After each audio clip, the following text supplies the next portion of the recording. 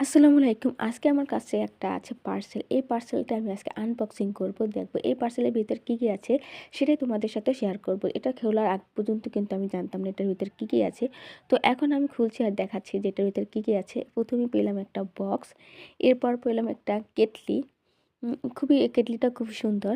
এরপর আবার একটা রংধনু বক্স, এটাকে হয়তোবা রংধনু বক্সই বলে। এই হলো ফল রাখার ঝাঁপি বা তরকারি রাখা যাবে এই টাইপের। ইচ্ছে করলে চাল ধুয়ে রাখা যাবে। আর আবার একটা পেয়ে গেলাম বক্স। বক্সে তো আপনি এই হলো একটা পাস্তা। এরপর আবার একটা পেয়ে গিয়েছি কেটলি।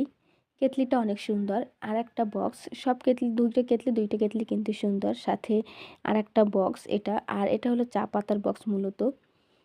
আর এই ভিতরে হলো আর এগুলো আছে, এগুলোর নামগুলো আমি ভুলে গেছি যদিও। আর এটার ভিতর কি আছে দেখি এই বক্সের ভিতরে। এই বক্সের ভিতরে মূলত আছিল হটপট। এই হটপটটা কিন্তু আমার কাছে বেশ ভালো লেগেছে। এই হটপটটা খুবই সুন্দর একটা হটপট। তো এই হটপটটা আমি তোমাদেরকে খুলেও দেখাচ্ছি। কি সুন্দর দেখতে পাচ্ছ। এই তো। তো ভিতরে আর কি আছে আমরা একটু দেখে নিই।